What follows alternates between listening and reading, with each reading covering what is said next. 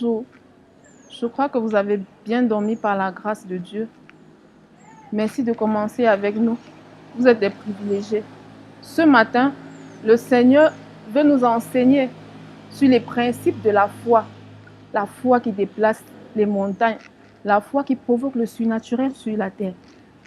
Quand nous jetons un coup d'œil sur le passage de Matthieu 21, verset 18 à 22, où Jésus de passage avec ses disciples, à un moment donné, il a faim. Il se dirige vers un figuier, pensant trouver des fruits, mais il ne trouve que des feuilles. Et aussitôt, il va dire que jamais un fruit ne naît sur cet arbre. Et aussitôt, le figuier va sécher. Et pendant que les disciples sont surpris, il va dire aux disciples, si vous aviez la foi, vous ferez ce qui est arrivé à ce figuier et vous en ferez même de grands. Vous ordonnerez même aux montagnes et elles se déplaceront. Bien-aimés, à regarder cela, nous comprenons que c'est une dimension de foi. Et c'est vers cette dimension de foi que Dieu nous conduit en ce jour. Et pour y parvenir, bien-aimés, il y a des principes. Le premier principe consiste à fonder ta foi sur ce que Dieu dit. N'écoute pas ce que les gens disent, ne regarde pas ce que tu vis, mais fixe ton regard sur ce que Dieu a dit, sur sa parole. Qu'est-ce qu'il dit concernant la situation que tu es? Pendant que les gens disent que tu es maudit, crois et déclare que tu es béni. La parole de Dieu dit tu es béni. Dieu habite en toi par son Saint-Esprit.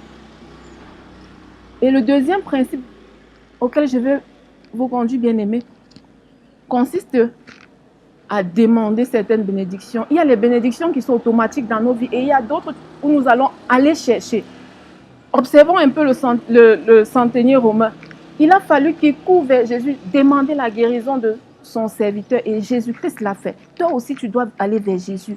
Le troisième principe consiste à croire quand tu demandes. Bien-aimé, ta parole n'est pas une parole ordinaire. Aussitôt tu es devenu enfant de Dieu, ta parole est un décret qui s'accomplit. Quand tu demandes, crois. La femme à la perte de sang, pendant qu'elle touchait le vêtement de Jésus, elle croyait qu'elle recevait sa guérison et elle l'a reçue.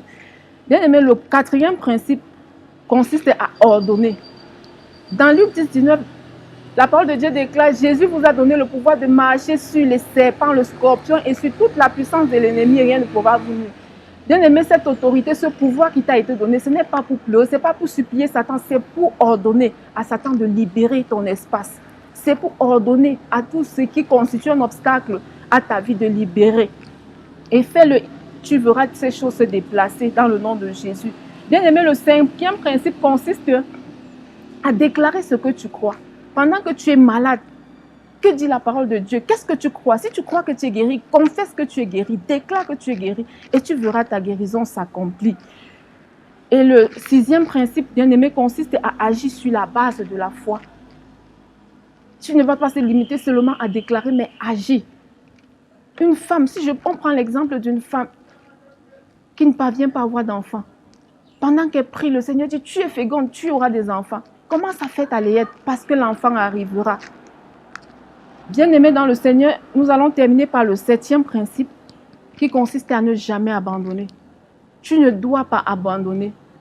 Si Joseph est quitté de prisonnier à premier ministre, c'est parce qu'il n'a pas abandonné. Si Abraham est quitté de stérile à père des nations, c'est parce qu'il n'a pas abandonné. Si Anne est quittée de stérile à mère de Samuel, du grand Samuel, c'est parce qu'elle n'a pas abandonné. Bien-aimés, les 10 lépreux, s'ils ont été purifiés, c'est parce qu'ils n'ont pas abandonné. Raison pour laquelle je te dis que tu ne dois pas abandonner, va jusqu'au bout. Ce que Dieu a dit s'accomplira. Bien-aimés dans le Seigneur, nous allons nous arrêter ici pour cette session du matin et je t'invite vivement à braver les obstacles, à mettre ta foi en jeu et à venir pour écouter, pour être enseigné sur la suite pour être enseigné sur la suite. Et je crois que Dieu va ôter cette foi qui pleurnichait et te donner une grande foi, la foi qui déplace les montagnes. Et je crois qu'à compter de ce soir, aucune montagne ne résistera sur ton chemin.